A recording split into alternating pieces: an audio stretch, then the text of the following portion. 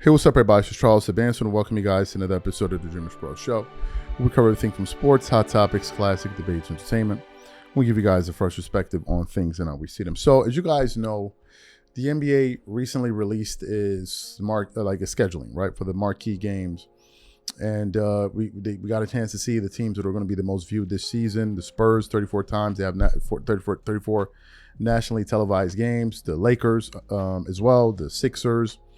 The Knicks, and then the Oklahoma City Thunder have 30 nationally televised games. So one of the things that we were looking at was the Christmas Day games. And it turns out that the Lakers are going to be hosting the Philadelphia 76ers on Christmas, meaning that LeBron James will be making his anticipated return back to LA, which now brings us to the next stage, which is what's going to be his reception, okay? Are Laker fans going to cheer for him, or are Laker fans going to boo him? Now, if you listen to the media after his departure from LA, a lot of the people in the media were saying that, you know, LeBron came there and saved the franchise. Although after he left, they were able to increase their value by just $2.5 billion in just 1 year this year rather. They got sold for a second time in 2 years. They saved the franchise. They were in total obscurity. And then we find out they're going to be on TV as much as the Sixers. That kind of killed that talk. And then LeBron fans, well, you're not going to be an opening night, omitting the fact that the Lakers have been on 84% of opening night games since the year 2000, right? So many people are kind of wondering what's the reception going to be. But one person in Laker Nation is saying that the Lakers should not boo LeBron. And that person is Lakers legend Magic Johnson. And they caught up with him. TMZ caught up with him yesterday in LA, and basically Magic Johnson was pleading with Laker fans, please don't boo him. But before we get into Magic's comments, today's video is brought to you by our sponsor, Kachava. Now, before we continue, let me tell you something. This year, I got serious about taking care of my body, my training, my nutrition, all of it. Nothing extreme. I just wanted to take better care of myself. But my days get busy between work, moving around, taking care of my daughter, trying to go to the gym, buying groceries. Life fills up fast. And when it does, nutrition is the first thing to fall apart. I would skip meals, grab whatever was easy, and feel it by the afternoon. Then I started using Kachava's new travel pack. Just one packet gives you complete nutrition ready for life to go on. Plant-based protein, fiber, greens, vitamins, probiotics, omegas, electrolytes, and more. No artificial flavors, no sweeteners, no soy, no gluten, no preservatives, and no animal products. All the nutrition my body craves in one delicious shake, packed to go. It keeps my energy steady all day, and more importantly, it actually tastes amazing. If you have been meaning to take better care of yourself, this is the easiest place to start. Take your daily ritual with you. Go to Kachava.com and use code DREAMERS for 15% off your first order. That's Kachava, Kachava.com, code DREAMERS. All right, perfect. So we want to play the video here of Magic Johnson imploring Laker fans to not boo LeBron James when he returns. And then we're going to come back and continue on. Take a look at Magic Johnson here. Hey, Magic. Hey. I know LeBron is facing LA. There you go. On, Christmas. There you go. How should the Lakers treat LeBron? Yeah, they should treat him great. Did you do it for Hector? He was here. Because he wanted the championship. H what? H-E-C-T-O-R. All right, there we go. Taurus. No, I got the first. All right, there we go, Hector. Can I get you right there, Magic? Can you use that brown pen? board? Can you use that pen? In that brown board, Magic? What? Hey, bro. Yes. Slow down. Brown board. Thank you. Let me get done with this. All right. Thank you, sir. I'm right here, brown board. I just told you to chill out. Thank you very. Thank you. Magic, should LeBron be treated with a lot of cheers? And Of course. Thank you so much. Oh no, man. it's the plastic. I drink a lot of Starbucks. I love the Lakers. I love the All right, Dodgers. there you go. Mr. Johnson, take the jersey, please. Oh, this guy. And Magic, this guy didn't get you on the card. So you heard him there. What are my thoughts about this? For the simple fact that Magic Johnson is saying that the Laker fans shouldn't boo him, lets you know that there's a probability that the Laker fans will boo LeBron James.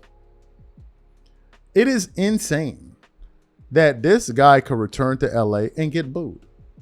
And the media will try to spin it one way or the other. As a matter of fact, here's what I think. I think leading up to the Christmas Day game, the media will do everything in their power, ESPN in particular, will do everything in their power to make it seem like LeBron is coming back after the great things that he did. They're gonna milk that cow. They're gonna just keep rubbing it on and rubbing it and twerking it up to kind of create this sentiment that, you know, he should be, Laker fans should be grateful and he should be respected and he should be celebrated. That's going to be what they're going to try to do leading up to that game. But the fact of the matter remains this: you can't manufacture love. It's either the fan base loves you or they don't. And my honest take was, I think this is how it went. I think in the beginning, the Laker fans did not want LeBron James there. They reluctantly embraced him. For a little bit, they were willing to kind of deal with him. But I think after like year 4 or 5, they got tired.